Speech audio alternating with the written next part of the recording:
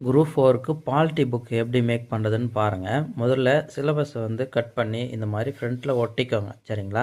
ஒட்டிக்கோங்க. அதுக்கு அடுத்து இந்த மாதிரி புக்கு வந்து நான் எப்படி மேக் பண்ணேன்னா 6th to 10th புக்கு எல்லாத்தையும் நான் பிரிச்சுட்டேன். பாலிட்டி தனியாக, ஹிஸ்ட்ரி தனியாக, ஜியாகிரபி தனியாக, அவ்வளோதான். பாலிட்டி தனியாக இப்படி பிரிச்சுட்டேன். பிரிச்சுட்டு பாலிட்டி பொறுத்த வரையும் 6th to 10th நான் ஆர்டராக அடிக்கிட்டேன். சரிங்களா? ஆர்டராக அடிக்கிட்டு இதை வந்து எடுத்துகிட்டு போயிட்டு கடையில் கொடுத்து நான் பைண்டிங் பண்ணிக்கினேன். இந்த பைண்டிங் காஸ்ட்டு பார்த்தீங்கன்னா ஒரு 60 ரூபா தான் ஆகும். சரிங்களா? 6th to 10th வச்சு பண்ணிக்கினேன். 11th 12th புக்கு வந்து ஃபுல் புக்காகவே நான் வச்சுக்கிட்டேன். சரிங்களா?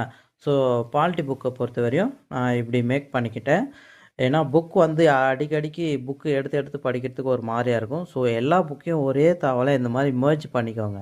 merge பண்ணி இந்த மாதிரி ஒரு புக்கு பாலிட்டி அப்படின்னு சொல்லிட்டு 6th to 10th மேக் பண்ணிக்கோங்க. இது வந்து படிக்கிறதுக்கு உங்களுக்கு கொஞ்சம் என்னென்ன சொல்கிறது, படிக்கிறதுக்கு கொஞ்சம் கம்ஃபர்டபுளாக இருக்கும்.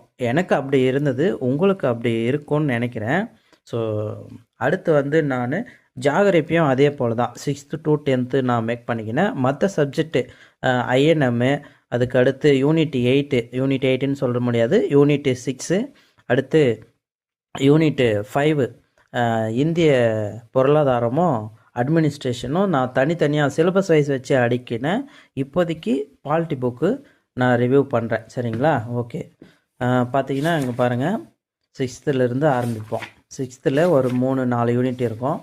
முடிஞ்சா அடுத்து 6th டேர்ம் 3 இருக்கிற பாலிட்டி. சரி, அப்படியே போட்டுக்கோங்க.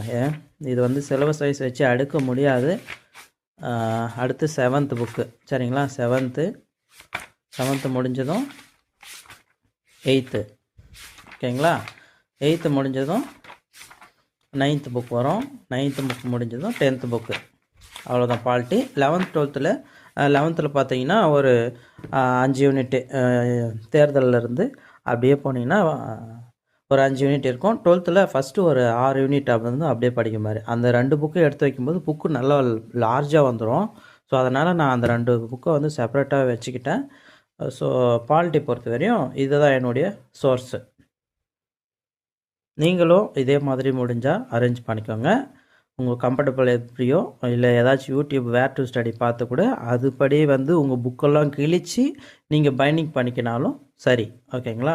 அடுத்த வீடியோவில் நான் யூனிட் 8 எப்படி யூனிட் 8ன்றதுனா அந்த 20 மார்க்ஸ் வருது பார்த்தீங்களா, தமிழ்நாடு வரலாறு பண்பாடு, அந்த புக்கு வந்து நான் எப்படி பைண்ட் பண்ணியிருக்கேன்னு சொல்லிட்டு நான் உங்களுக்கு வீடியோ போடுறேன். So keep me in touch, like this video.